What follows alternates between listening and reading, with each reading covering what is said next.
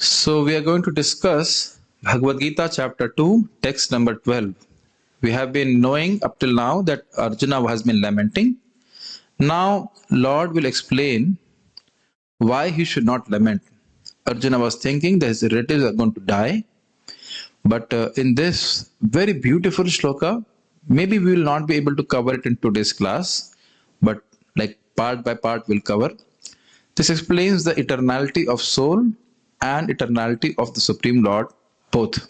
So please chant. Ashutosh Prabhu, you can chant shloka? Okay.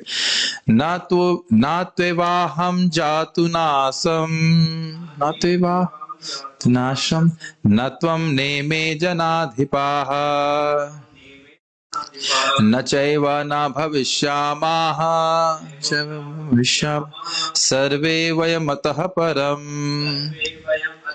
Let us chant the shloka together few times. Na tvevaham jatu nasam na tvam neme janadhipaha na chaiva na bhavishyamah sarve vayamatah param. Na tvevaham jatu nasam na tvam neme janadhipaha na chaiva na bhavishyamah sarve vayamatah param. Na tvevaham jatu nasam na tvam neme janadhipaha na chaiva na bhavishyamah sarve vayamatah param. Natu. Natu is very simple. Tu means but.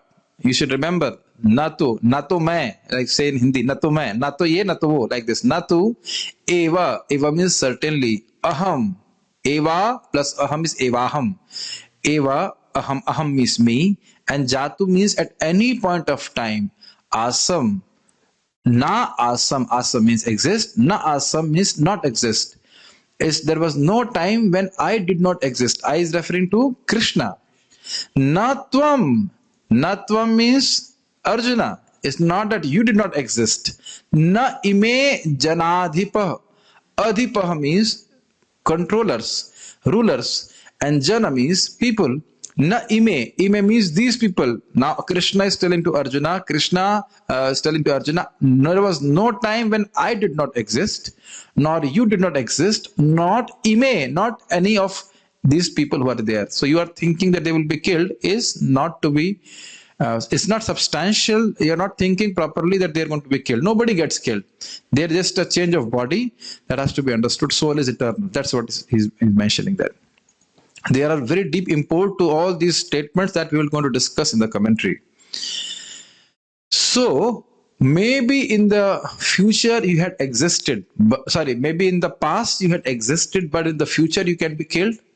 Then he said, na chaiva na bhavishyama, na cha iva, and na cha, and you should also understand, iva, certainly, na bhavishyama, there is no future time that will cease to exist, will always be there. Sarve vayam atah param, atah param means after this time. Sarve vayam means all of us. It's a very, very important shloka. This may appear simple to you, but why this is important? Because some people say that we are, first of all, there was no God. They think like this. And there was some impersonal Brahmajyoti from where the Lord has come, from where the Jivas have come. So that philosophy is destroyed here, or nirast kar dete hai, how to say in English, is defeated by this point, because Krishna always existed, the Jiva, you and me, always existed. And some people think that after, basically supporters of this philosophy, that after you are seeing this duality only out of conventional usage, because that Brahman is that impersonal Brahman is covered by Maya in the form of these bodies. Ultimately, there is no difference. So when the person becomes liberated, he will become merged into Brahman, and he will realize that is Brahman and is God. That is their conception. But what does Krishna speak here? No, in the future, there is no time when you will not exist, all these people will not exist, and I will not exist. That means even after liberation, the living entity serves Krishna. It's a very, very beautiful shloka. Apart from that, practical application for our life is, this life is simply a passing phase in our time, in our eternal journey I would use a difficult word. Our beginningless sojourn in this material world constitutes our this life is constituted only a fraction, not even a fraction of the time. Are you able to understand my English? I'm sometimes using my difficult English. Sojourn means a journey. So we are making a journey in this material world since beginningless time. I always do this meditation, and that helps me to be detached from the attachments which I have. Maybe attachment to become famous, maybe attachment to become be respected, or anything, any attachment in this world. If we see from the perspective of a time eternality, it helps us to be detached from that attachment. Make sense to you? Like somebody may be attached to having a good wife or have a good family life and all those things. What value it is? It all just evaporates like some water which falls on some fire. So it's got evaporated. A beautiful point. It's not the first time we are attached to our family members. It's not the first time we are getting this body. All these things we have got since time immemorial, not even time immemorial, beginningless time. Just think about beginningless time. That's quite amazing. So I like this shloka very nice. This is very nice. This helps me in japa also. Translation. Never was there a time when I did not exist. I here refers to Krishna. Nor you, nor all these kings, nor in the future shall any of us cease to be. No, so nobody will die. Don't worry. Gita Bhushan commentary. This is a general problem with people who are not having knowledge of Bhagavad Gita, who constantly lament for when a relative leaves his body in this world. They constantly lament, "Oh, my father has died. My father has died." No, he's not died. Just like my father would have got posted in different locations in his life, in this life, similarly he got posted in different situations as per his karma after his life gets finished here. But he never gets finished. To the effect that when people's material acquisitions are lost, even then they say that I am finished. Are khatam ho gaye hum sab. Is it not? We have this is amazing illusion for the soul. Gita Bhushan commentary.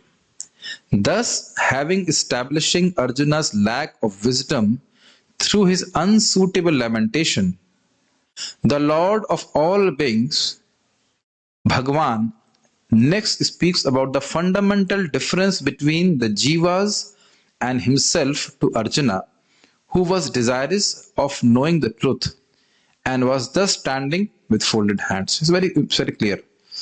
What the theme of this shloka will be, that there is eternal difference between the Supreme Lord and jivas. The living entity is part and parcel of Krishna eternally. It is not that it has fragmented from the Lord. It is not possible to fragment the Lord. And because it is not possible to fragment, there is no possible of merging also. Cut paste doesn't work there. We are very much habitual of doing this cut paste business. But cut and paste doesn't work in Krishna. Does it make sense? This is very, very nice shloka. That's why I become, astonished why the boys are not joining the ashram. Matajis cannot join, I can understand, but why the boys are not joining ashram? This is not your first life. Why do you worry so much about job and this and that? Oh, I have to make a career. What career are you going to make? Join Hare Krishna. Just give 30-40 years of your life from your time, beginningless time. We have been wasting our time here. Just give it to Krishna and then see. I cannot say anything about Matajis. Definitely, we don't have an ashram for them. But for boys, we have. So why don't you join? What is this insignificant life? But anyhow, forget about this. You don't hear anything about this. About Vairagya, you don't hear. But this really gives Vairagya. We think, oh, such a big life. How will I spend and this and that? But it's just an insignificant life. But if you surrender to Krishna, it becomes very significant.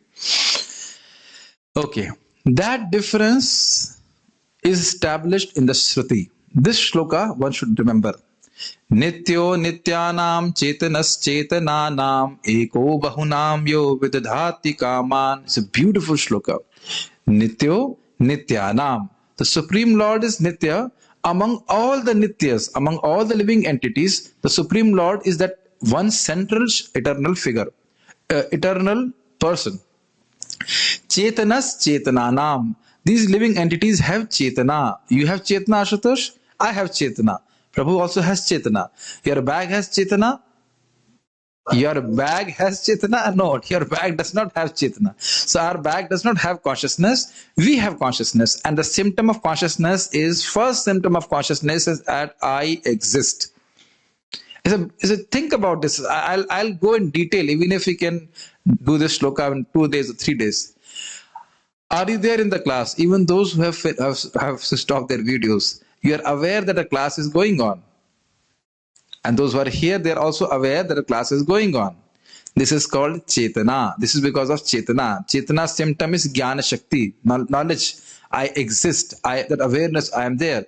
Now, even a spider is having that awareness that she exists. Is it not? Even an ant has an awareness that I exist. One devotee was putting it very nicely. It is amazing when I look at Ashutosh. Ashutosh is looking back at me. Shyam Murari Prabhu, do you think it's something amazing? When I look at you, you're looking at me. But when I look at my webcam, the webcam is not looking back at me. So I cannot have relationships with dead matter. We can only have relationship with people who are Chetanas Chetananam. They have consciousness. Very beautiful shloka. Now, how does the Lord is different from all these people? Then it says, Eko Bahunam Yo Vidadhati Kaman. Alone the Supreme Lord is Vidadhati Kaman. He is supplying the desires of all the living entities. He is eternal, the living entities are eternal. Fine? Nitya Nityanam. He has consciousness and the living entities have consciousness. Chetanas Chetananam. So how does the Supreme Lord is different? Eko Bahunam Yo Vidadhati Kamam. Yah Bahunam Vidadhati. That means whatever our desires are of all these nityas, it means material conditioned soul, spiritual world, liberated souls, all their desires, everyone's desires are fulfilled by one person who is Krishna. Krishna, I guess. Okay. So that itself shows his amazing potency. Just reflect upon this shloka. We can only desire, and that is all supplied and done by the Supreme Lord. I am desiring to speak now. But how I'm going to speak is all dependent on Krishna only.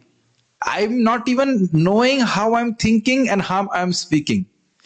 I also do not know when I'm speaking how you are understanding. And do you know how are you understanding? We just don't know. Krishna is doing it, is getting all these things done. Okay? It's very interesting slogan.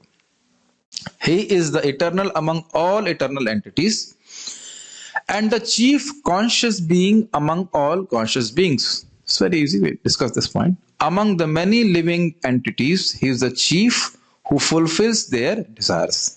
So now, this is from Shita Shatar Upanishad. So if the Lord is anyhow fulfilling the desires, even material desires, so just imagine when you desire spiritual, when you want to become his devotee, how much Krishna will be pleased. When you come and before the Lord, you pay obeisances, you chant Hare Krishna, you can't estimate how much the Lord is pleased when a person chants Hare Krishna, when a person pays obeisances to the Lord. I give an example, very gross example, very simple example, but when a child is asked by the father and mother to say Papa and Mummy, he doesn't really understand for quite some time what does Papa and Mummy means. But somehow there is a semblance, even a semblance of the word coming out, Papa. The Papa becomes happy. If there is a semblance, thoda sa bhi lagta hai ki mummy bol diya, then mummy becomes happy. Is it not? It's a fact. Even a small gesture of a child to walk and all those things, even his falling down, is all making the mother and father happy. So this we should always remember, that we are like small kids. Do not think, Prabhuji, itne samay se bhakti kar raha hu. Arey, you are bacche ho gaye aap. We are all small kids trying to render devotional service. But all our efforts to render devotional service, simple efforts to render devotional service, are very pleasing to our Supreme Father and Mother, Shishi Radha Krishna. It's like that. Very amazing. Just imagine you have a mentally retarded child since years and somehow it gets fixed. So we are those children who have been mentally retarded from beginningless time, completely forgetful of Krishna.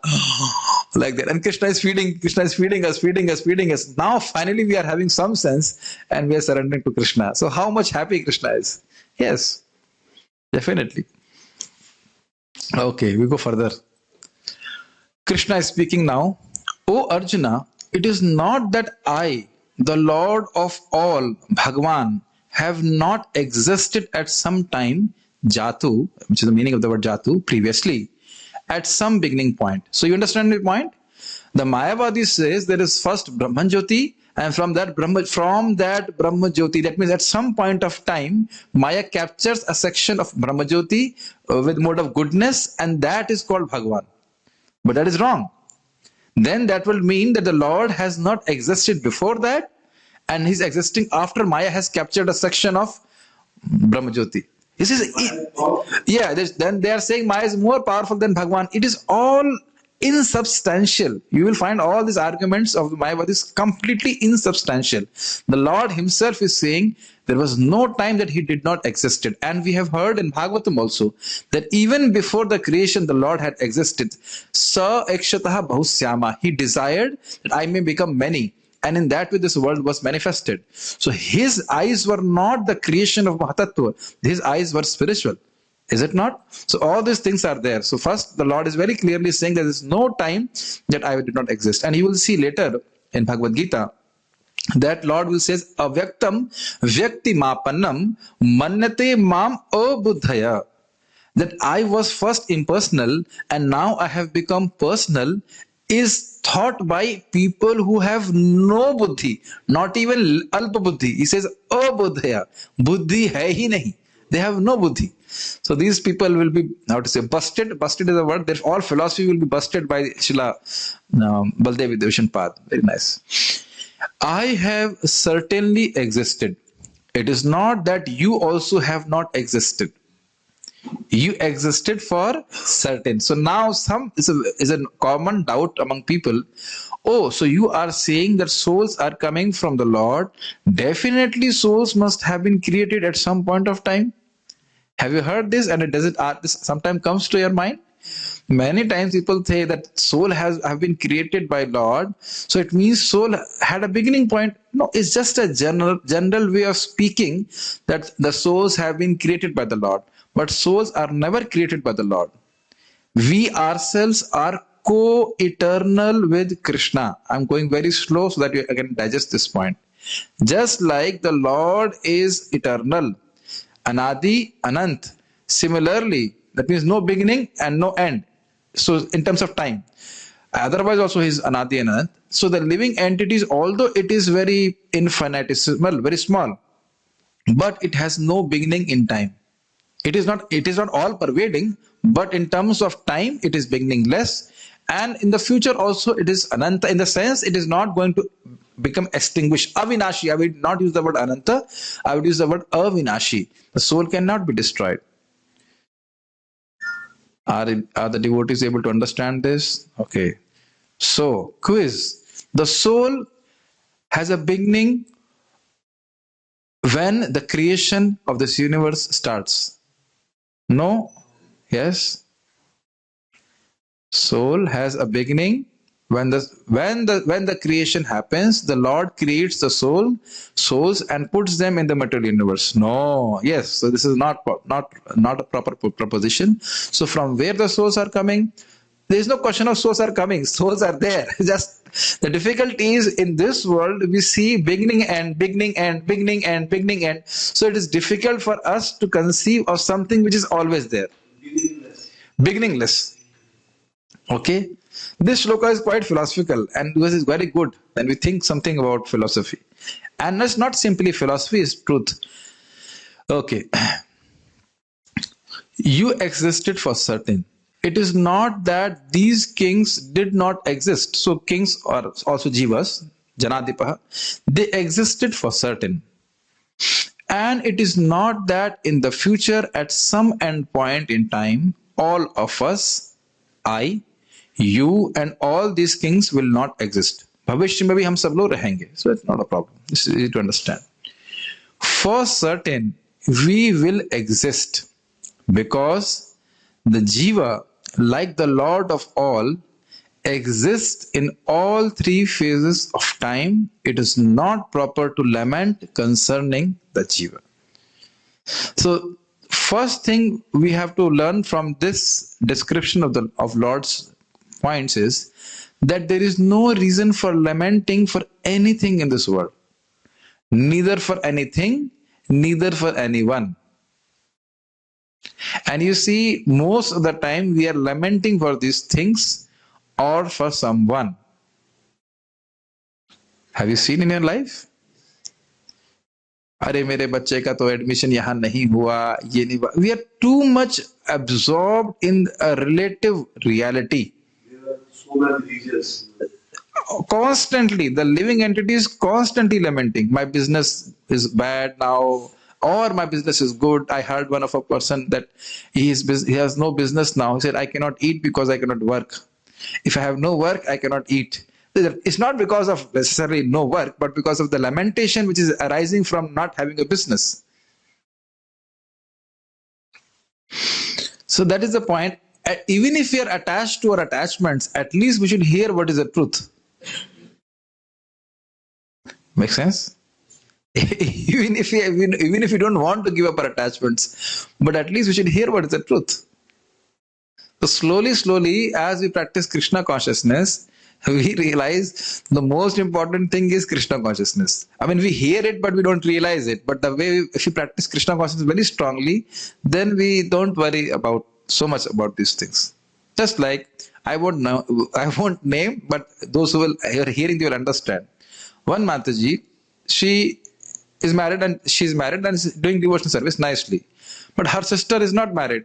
So she's too much worried about her sister not getting married and getting married. I said, are you happy by getting married? No, I'm not happy. So do you want your sister to be happy, or you don't want, you want the sister to be unhappy? So how does it matter? Is it not? I mean, like one of our students' wife died in 3 days after the marriage. Then,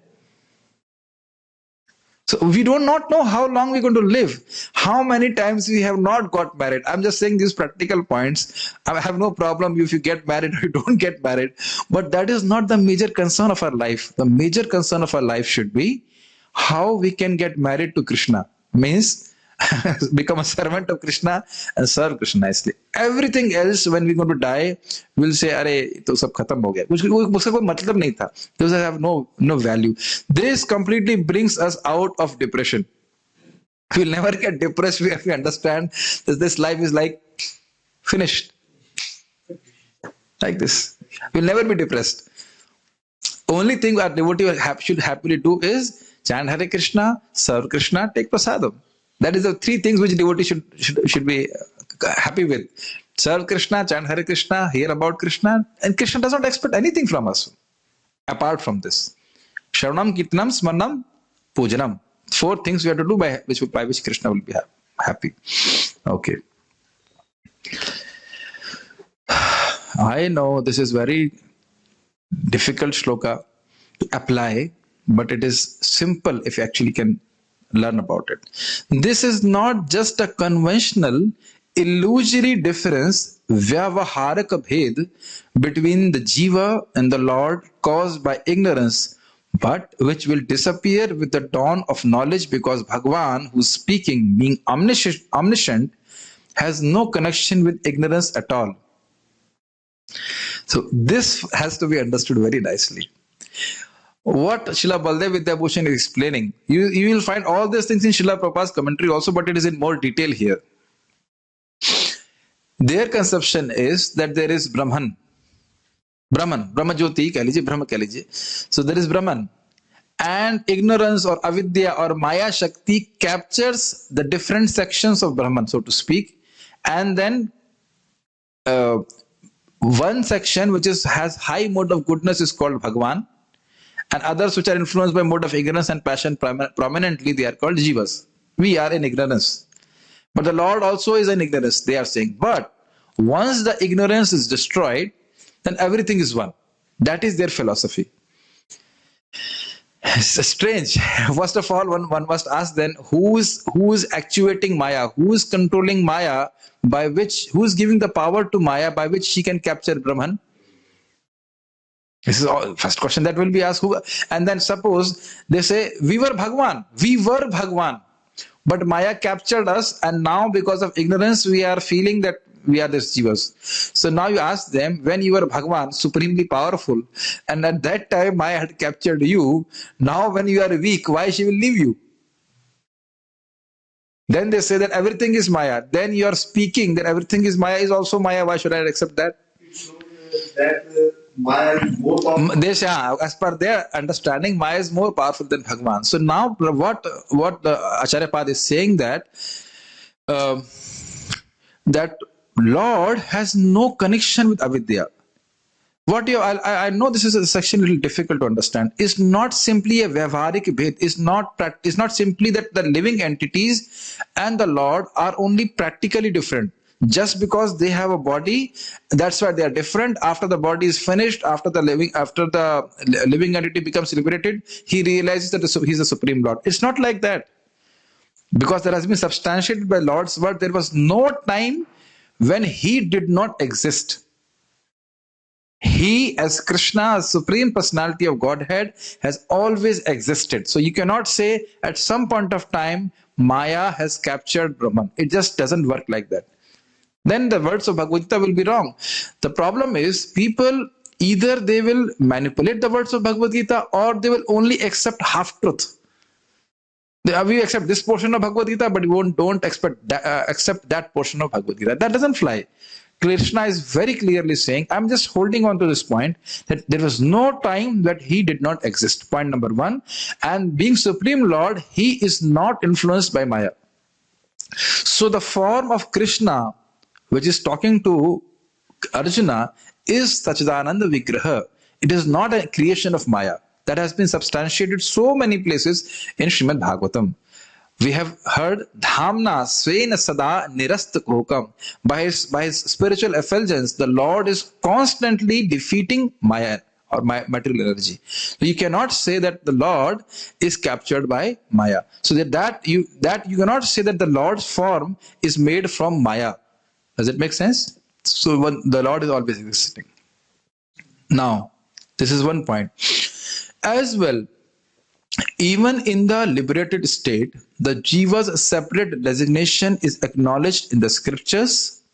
This is illustrated by such statements as Idam Jnanam Upasritya Mama Sadharmyamagatah Sarge Pinopajayante Pralaye Na Vithanti Cha. By becoming fixed in this knowledge, one can attain a transcendental nature like my own. Thus established, one is not born at the time of creation or disturbed at the time of dissolution. So what does this mean? It means that it's not that after liberation that the living entities cease to exist. That's what being mentioned here. I'll repeat this point. We have mentioned this point that there was no time when the Lord had not existed, and there will not be any time when the Lord will cease to exist. This is very clear. Now in this section, the second part is saying, Srila Baldev Vidyabhushan is saying that even after liberation, the individuality of the soul remains. आप एक व्यक्ति के रूप में रहेंगे. That is a point. And he's substantiating it by the sloka, Idam Jnanam Upasrita. Lord Krishna's words, a person who takes shelter of this knowledge, Mama Sadharme Magatah. Sadharma samajh rahe hain? Similar dharma, similar nature, similar quality. Mama Sadharmyam.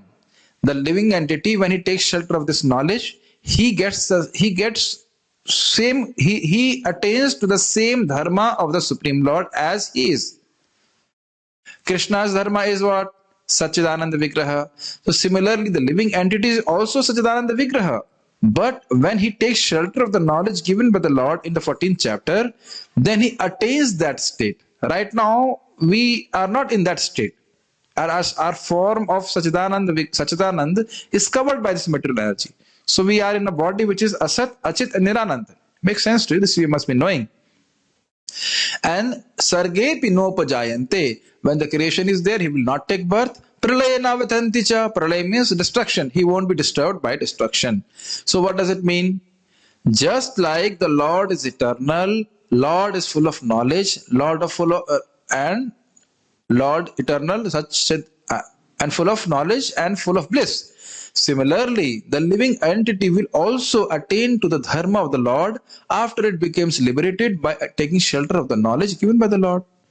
So that's what has been substantiated here, that after liberation is not that the living entity destroys its individuality and merges into Krishna. It is not possible. You can't merge. It is not possible that it merges. Now, somebody will raise a question, but we hear of Sayujya Mukti. What does it mean? It means that the living entity will remain in Brahmajyoti as small particle without full proper senses by which he can serve the Lord. But and that's why that is not a stable situation. It's like a meta state. It's like a meta state, maybe a very long time, but will come down again. Are devotees with me, or they are too much tired with too much philosophy? Prabhuji, already we are tired with chanting Hare Krishna 16 rounds. Now anything, no story up till now, no jokes. What is this? Stop this Gita class. No, this is very interesting. This is, see, whenever there is a point to defeat mayavaada, the acharyas have spoken a lot about it. Because this is a general misconception among people, especially in India. Mukti के बाद भगवान में मिल जाएंगे, मर्ज हो जाएंगे. हमें मुक्ति के बाद भगवान में मिलना है, लेकिन इच्छाओं को मिलाना है. You understand? We have to merge in Krishna, but what we have to merge? We have to merge our anyabhilashita. Except our desire to lovingly serve Krishna, we should merge all other desires. Merge in Krishna. आहुति कर दीजिए, black hole में अर्पित कर दीजिए. And no other desires remain except to serve Krishna. But we cannot destroy our individuality. Before we go further, you see in your own life, all the devotees who are on Zoom and all the devotees in front of me, have you ever felt that you have changed all throughout your life? Milind is saying yes. No, if you think about it, as an observer of you are seeing the change of your body, you are seeing the change of maybe of your intelligence, but you yourself, we ourselves have never changed. Same, is it not? प्रभु जी आप बहुत force कर रहे हैं सोचने के लिए, इतना सोचने के लिए पैसे नहीं मिलते हैं. We are not supposed to think so much. We are simply so you are not the body. So we are simply, कितना अच्छा था, हम खा रहे थे, पी रहे थे, आनंद ले रहे थे, अब आप कहाँ इतना हमको सोचने में मजबूर कर रहे हैं. You are forcing us to think so too much. But that's what Bhagavad Gita is meant to. It is meant for those who think or those who want to think. Otherwise, people just don't think. Think out of the box. I love this shloka. Yesterday I was reading to them, I was thinking, we'll go slowly, don't worry. We'll not give you too much of a dose. But what are the 2 points we have learned? It's not that the Lord is created by Maya, and is also not that the living entities are created by Maya. No, both of them are eternal. So they will, even after liberation, the Lord is always there, and his associates are there. And when we become liberated, we get a spiritual body by which we will serve Krishna. Simple. Okay. One should also not say that the Lord, though actually fixed in non-duality, sees difference between Arjuna and himself by invoking the theory of Badhit Anuvritti. I'll read the whole text and then explain. It's not difficult, little twisty. By which the liberated soul continues to have an appearance of dualistic vision after the illusion has been destroyed, but which does not create bondage. What they're trying to say, see, if they say ultimately everything is one, then we can say if everything is one, then why Arjuna is taking shelter of Krishna? Then if somebody is taking shelter of somebody, then there is duality. And why Krishna is giving shelter to Arjuna? There is duality here. There are two individuals. Then they say, no. Krishna is a liberated soul. Arjuna is a conditioned soul. So only in conditioned stage we see duality. I am giving class to you. So this is duality. But they say, when a person is liberated, although he sees no duality, he sees everything is same, still he maintains a vision of duality for some time. समझ रहे हैं? वो देख रहा है कि हम मुझ में आप में कोई अंतर नहीं है, लेकिन फिर भी थोड़ा वो जानता है कि आप में मुझे कोई अंतर नहीं, लेकिन फिर भी वो देख रहा है कि कुछ है। इस तरह के गंदे आर्गुमेंट, मुंह पे थप्पड़ मारो उनकी, बेवकूफी के argument, small very foolish argument, you just slap on their face, you know. Prabhupada is, that's why he says we have to kick on their face. Stupid arguments, you know. When I'm seeing that I am and Ashutosh are not different, will I will give class to you? It's not possible. But they say, no, he sees the sameness, but still he sees some duality. And it doesn't bind him like this. Similarly, Krishna is like this. This is an offense to Krishna. Even if such a theory were true, teachings could still not place. Now, this argument is this: how the acharyas are defeating is that they will accept their argument and they will defeat their argument by using their argument only. So you see how they are saying that. Though one may think that a mirage in the desert is water, when that misconception is corrected, one continues with the conviction that the water is false. Though one continues to see the illusion of water in the desert after one has annulled the misconception, because one has the conviction that what he perceives is false water, he does not try to take up that water for drinking or other uses. Though the Lord, continuing to perceive a sense of duality, which has actually been annulled by his realization of non-duality, and thus seeing apparent difference between Arjuna and himself according to the theory of Badit Anuvritti, the Lord would not engage in teaching Arjuna whatsoever, because he actually would discern the truth of the matter, that duality of himself and Arjuna was an illusion. I know it is too much over the head, but it's very simple. When I say like this, then you become encouraged. It's very simple. हमें तो कुछ समझ में नहीं आया, क्या बोल गए? It's very simple. You see, their argument is that Krishna is like a liberated soul.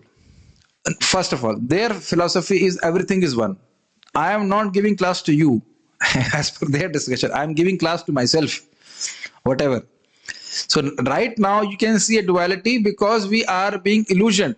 Just like in mirage we see water. We are seeing water, but there is no water. That's what they give the example. Now, Srila Baldev Vidyabhushan is saying, so a person who's under illusion, like a deer, he will try to search water in a mirage because he's under illusion. Is it clear? But a person who's out of the illusion, even if he sees the mirage, he would not search water there.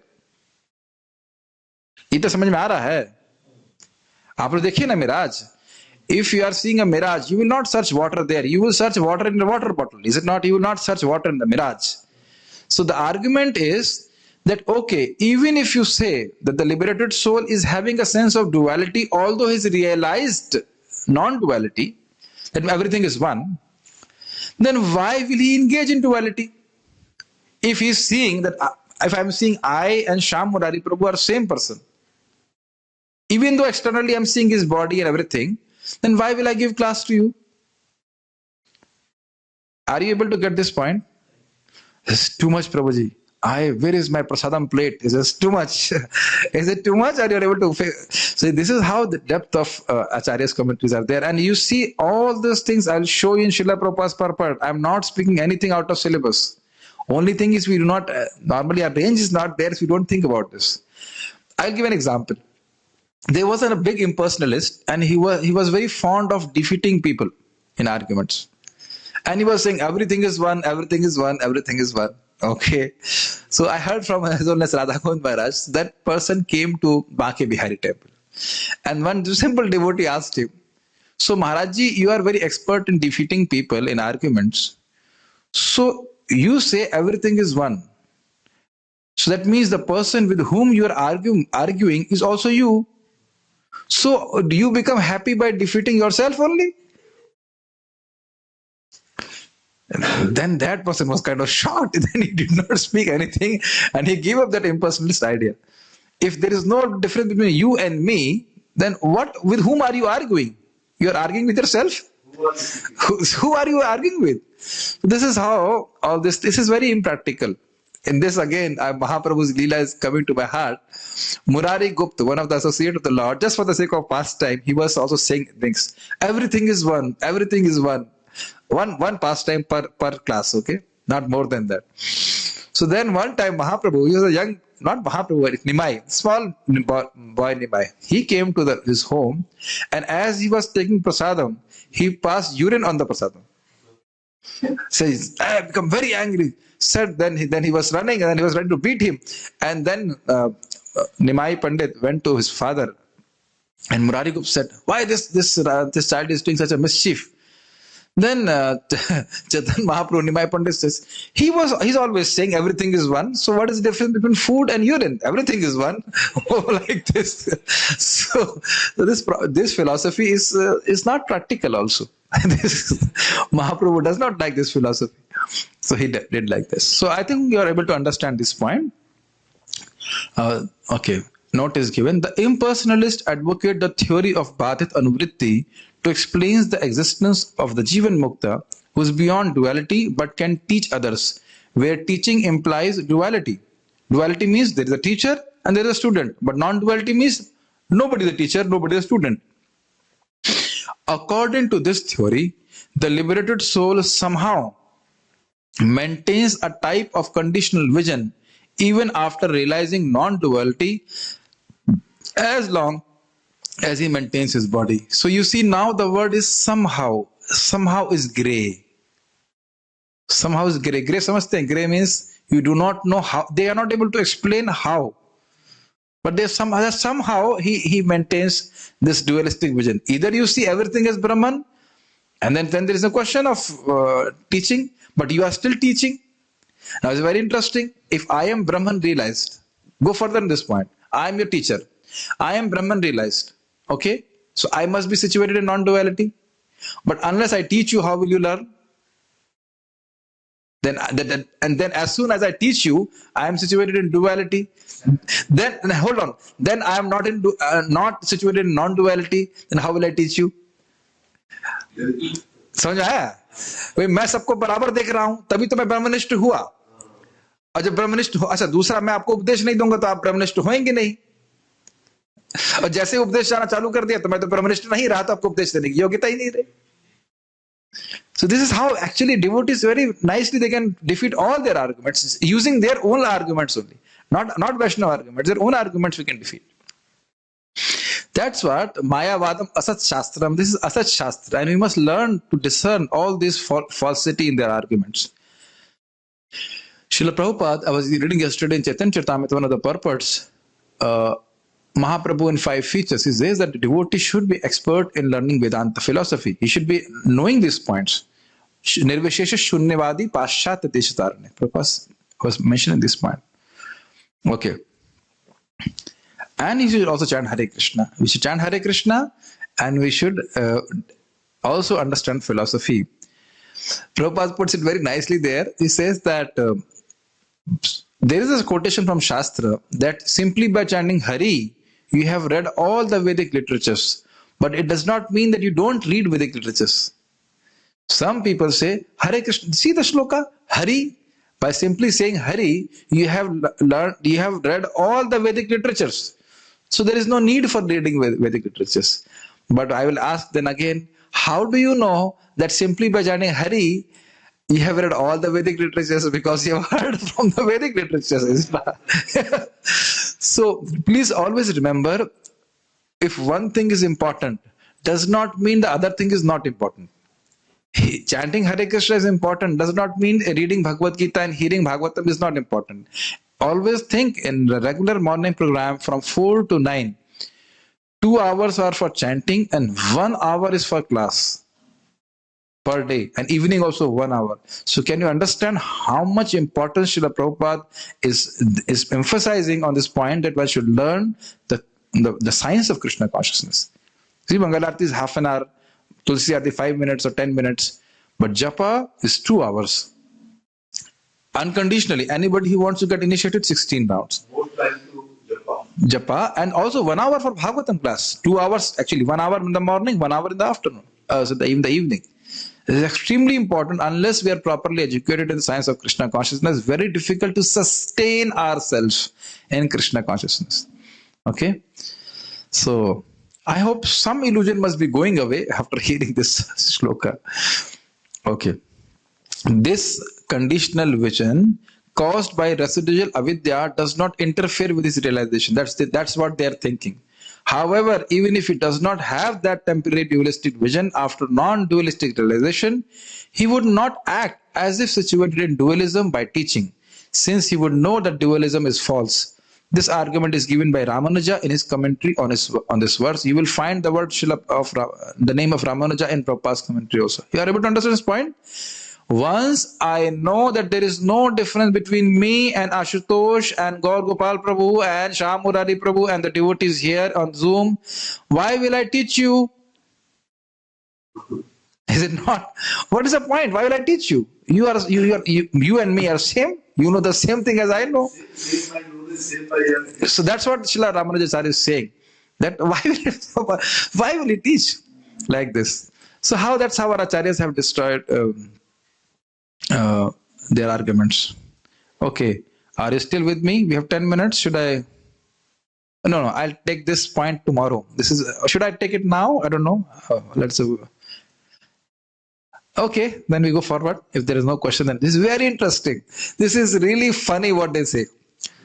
Through the teachings of scripture, we find that the intended subject matter must be non-difference of soul and the Lord. Since the object of scripture is to speak of something unknown, that means non-duality, and of beneficial result, and not to speak of what is already known or conventional duality and useless. This is to be explained in the import of Shruti statements such as Adabhyo va esha pratar udeti apah sayam pravishati. In the morning the sun rises from the water and in the evening merges in the water. Aitreya Brahmana. Now,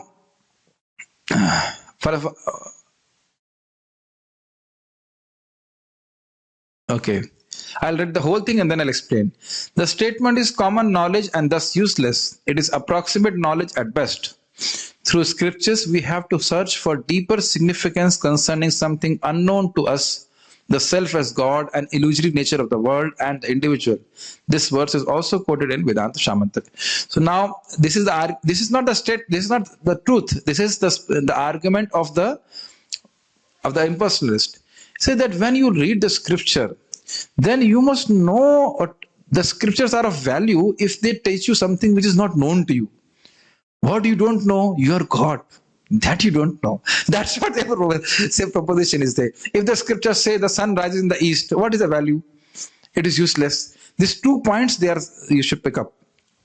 Their argument is that we are God.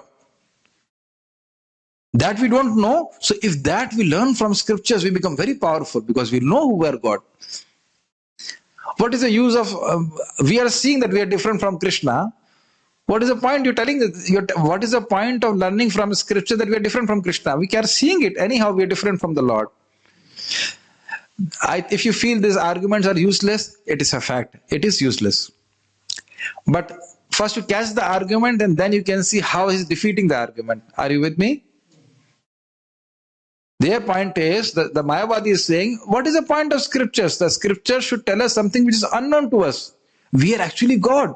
They are as per their thing. So the scriptures, by hearing the scriptures, we should understand, we are God. Right now we are thinking we are not God. So that is not known to us. Tum jante nahi ki tum Bhagwan ho. That's what they speak. So that argument is given by the ocean.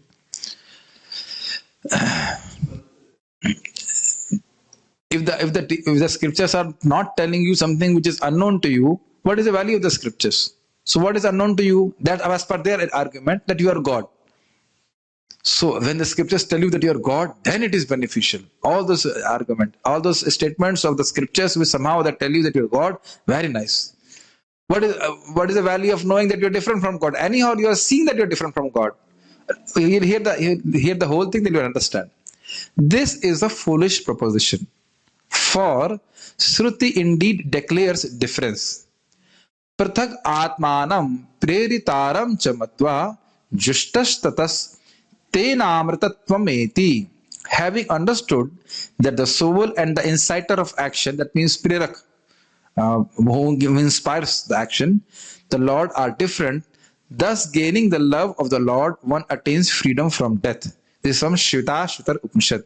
So how this argument is defeated? When the living entity knows that he is different from the Lord, and the Lord is the inspirer of all action, he is the supreme controller, then the living entity surrenders to the Supreme Lord.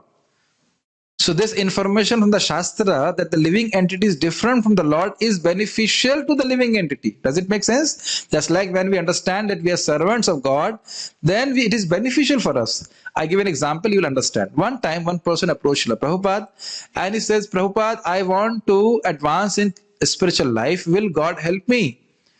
You know this pastime. Then Prabhupada said, depends, what do you want? If you want to become a servant of Krishna, Krishna will help you. But if you want to become God, then why should God encourage competition? So now, when you want to become a servant of Krishna, Krishna will send you all the help. But if you want to become Krishna, why should Krishna help you? Krishna will not help you. And Krishna himself says in Bhagavad Gita later on, Klesho dikatarastesham avekta sakta chetasam. Those who are attached to this impersonal Brahman, for them to make advancement very difficult. So you understand this point? When the scriptures explain the difference between Jiva and the Lord, it is beneficial for the living entity because he gets love of God by serving Krishna, by doing bhakti. So you cannot say that something that the living entity, by knowing this difference between the Lord and himself, is not getting any benefit. What is the benefit? He serves Krishna and he gets love of God. Is it understandable to my dear devotees who are looking too much tired after all this philosophy? Okay. Once you know you're a servant of the Lord, don't you become happy? Yes, I'll serve Krishna. Fine. I'll finish with this whole section only, not before that. This statement shows that the value of knowledge concerning difference between the soul and the Lord, because of the mention of attaining a beneficial result for the individual Atma, his attainment of freedom from death, amritatvam eti. So this is, I understand, by knowing the Lord, by knowing his relationship, the living entity becomes liberated. So it is beneficial. It is from the Shveta Upanishad and it is good for us. Is it not? Simple point. The descriptions of God and Jiva are also subject matters unknown to common men because they correlate distinctive contrary qualities to God and Jiva. Now, this is a very beautiful argument. You are saying, Mayavaada is saying, that the scriptures should tell something which is not known to Jiva. Then it is good for him. Not known to the Jiva. जो नहीं जानता है जी वो बताए उसके बारे में. So now it's very clear. Just look at yourself, look at ourselves. Were we knowing that we are servants of Krishna? क्या हम जानते थे कि हम कृष्ण के नित्य दास हैं? नहीं जानते थे. क्या सामान्य लोग जानते हैं? नहीं जानते. The common people do not know that they are eternal servants of Krishna rotting in this material world. So when the scriptures say Jiver Swarup Hoy Krishner Nitya Das, it is a knowledge which is not known to the Jiva and is being given to the Jiva. Prabhuji, too much. Send us some coffee, then I can understand. I'm feeling too sleepy. What about Zoom devotees? Too much? Are getting the point? समझ रहे हैं ना मेरी बात? I'll take the question the last. Were you knowing that you were servants of Krishna? No. So this information, when it was given to us, then we began to chant Hare Krishna, then we are rendering service to Krishna and we are getting benefited. So you cannot say that this information that the living entity is eternally subservient to Krishna is not beneficial for the Jiva. It is. And it is, or you cannot say it is known to the common man. No, it is not known also. Okay? Please be with me for some time. I'll complete this point. Also, when there are distinctive contrary qualities, contrary means the living entity is small, the Lord is infinite. Like this, the living entity is helpless against Maya, but the Lord is the controller of Maya. All those things help us to take shelter of Krishna. If we think that we are equal to Krishna, then we'll continue our rebellion against Krishna. We will not take shelter of him. Like this. So it helps the living entity. The mutually contrary qualities of the Lord and the Jiva, greatness and smallness. The living entity is great and the Lord is small. Yes? So I just purposefully spoke wrong. The living entity is great and the Lord is small. No, the Lord is great and the living entity is small. Yes, Anu and Vibhu. So then only I will take shelter of Krishna. Yes. You don't think that these people say they don't speak nonsense. They will say to you, you don't realize this sun is moving by your desire. This moon is rising by your desire. I have actually read that. I did not go into that subject matter, but they print books like this. तुमसे ही हवा चल रही है, तुमसे ही सूर्य उग रहा है. Then if that attitude is cultivated, how will we actually ever think of being a humble servant of Krishna? Even now, when we are hammered day and night, be a humble devotee, still we become proud. Is it not? And then if you are purposefully, I would say, pumped something, pumping kiya ja raha hai, ki tumhi se sab chal raha hai. If you are pumped too much, then how we can become humble? Just like these mayavadis, when they come to temple, even they don't pay obeisance to Krishna. They think the person on the altar is same as me, no difference. Like this, and then because of this, Maya will punish them more. Please be with me, my dear devotees. I'll complete this and then. Lordship and servitude. The Lord is Supreme Lord and we are servants, can be understood only through scriptures. So the distinctive quality that Jiva and Lord are different and the living entity is a servant of Krishna is not known to people, and it can only be known through scriptures, and that means scriptures have value. Now, further. Also, the result of knowledge about non-difference is no result at all, because of non-acceptance of results in this theory. So if you say the living entity is non-different from God or Brahman, what it is of no value to the living entity. Arey aap hi Brahma hai, kya ho jayega usse bataiye? If I'm just thinking I am Brahman, what gain I'll get? And this is explained further in the note.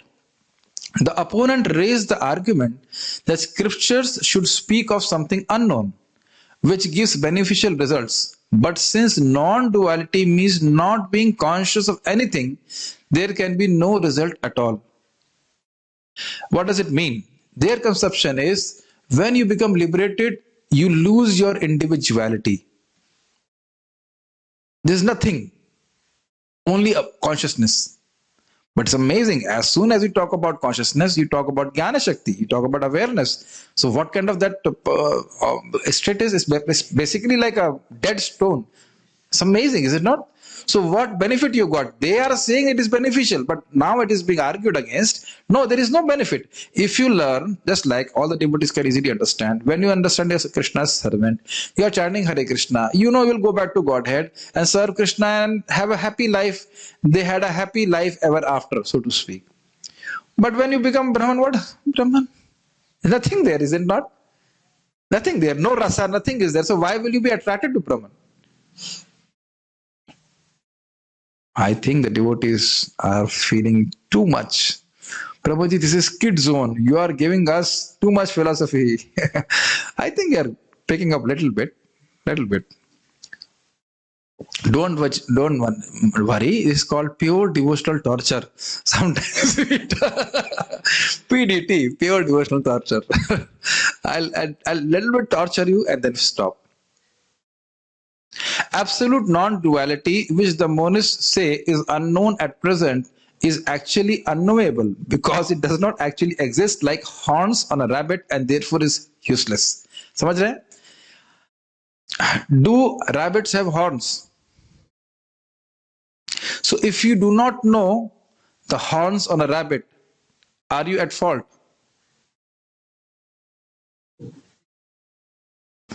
Think about this.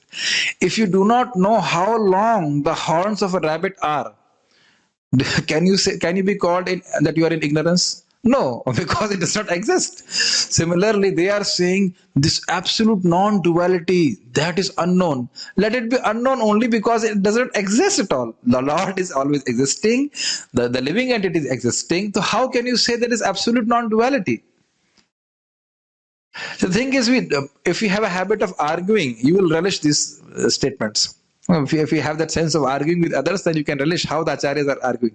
And all these arguments are based on scriptures. This is how we can develop our thing. And then we'll stop on this note. The monists maintain that the one unchanging Brahman without form or quality is pure consciousness. but that consciousness cannot know itself or anything else. कुछ पता ही नहीं उसे, क्या उसको कुछ है ही नहीं, कुछ अवेयरनेस ही नहीं है. Since there is nothing to know and any knowledge will create change in Brahman. If I know something, then there is something which I know. समझ में आया? आपको समझ में आया मैं क्या बोल रहा हूं? As soon as I ask you, do you understand something? Then you are there and you are understanding something. This duality? Gyata and Gyan? Gyata, Gyan and Gaya. So they are saying there is nothing to know. There is only consciousness. Because as soon as there is knowledge, there will be duality. Are you seeing here? You are able to, maybe you are not able to understand. So even if you are not able to understand, still you are understanding that I am not understanding. This is also some kind of knowledge. So you are there and you are saying, हाँ समझ में नहीं आ रहा, क्या कहाँ फंस गए आज क्लास में? नहीं नहीं, वो कहते हैं ब्रह्म में बस है, चेतना है, लेकिन कोई ज्ञान नहीं है. So when there is no knowledge, then you can say then we are like dead matter. Just like this mouse has no knowledge, this mic has no knowledge, then this webcam doesn't have knowledge, this laptop does not have knowledge. Although it may be recording my lecture fully, but it does not have any knowledge. It cannot say the lecture was good, it cannot say lecture was bad. That awareness this dead matter will not have. So that's what it says. Therefore it is consciousness in name only and is no better than dull matter. So you are proposing a proposition by which you are saying that a goal of our life is to become dull matter. Okay, my dear devotees, I will liberate you now. If you have any questions, I will take up. Once again, firstly, let me see. This is too much today, Prabhuji. It's too much torture. I have lost the, what is that, desire to eat also. There's too much philosophy. Okay, let us see what are the questions on Zoom and then we'll take up live questions here. Jeev Atma has shape like body. So does Atma also has any specific shape? You see, it's a very good question. Jeevir Sarup Hoy Krishna Rintas. So the living entity has an eternal relationship with the Lord.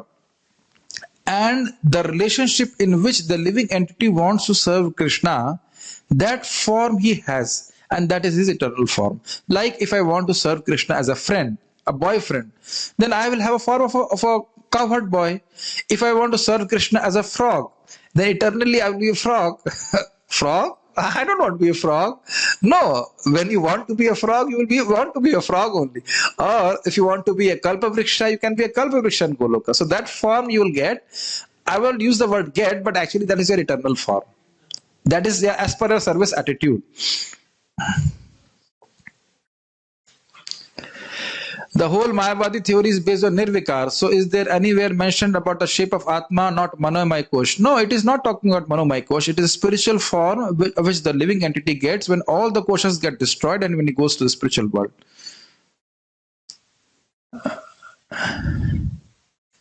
Are there verses in Vedic literatures which literally mean we are God, or impersonalists interpret the meaning of verses on their own? It's a good question. There are no verses in Shastra which say that the living entity is God. Nowhere.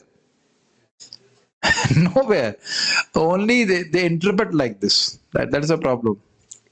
Okay, the questions are finished here. You have any questions? Yes, Prabhu. You can speak in the mic. You give the mic to Prabhuji. Prabhu.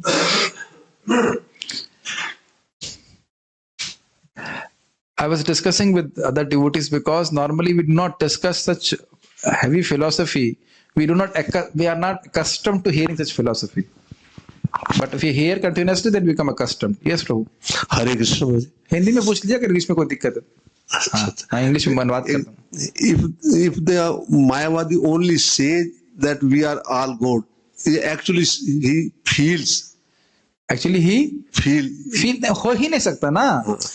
Prabhuji's question is that is the Mayavadi actually realizing that he is God or only is preaching? See, the same point. Can you measure the length of the horns of a rabbit? It is impossible. Impossible. So similarly, they cannot realize they are God. So I don't know what they are realizing. What is it? I don't understand what they are realizing. And next question. We must remember that any realization comes by the mercy of the Lord. Any realization comes by the mercy of Krishna. Okay. So if they are offending Krishna, what realization will get? Maximum realization they can get is the world is false. But because it has been explained in Bhagavatam, aruhya krachena param padam tatah patanti nadrita yushmat padangreha. They may rise very high by doing austerities. They may realize also that they are not body and all that. But because they're offending your lotus feet, patanti, they fall down again to this material whirlpool. Have the Mayavadis any scripture, any shastras, any literature or material or spiritually?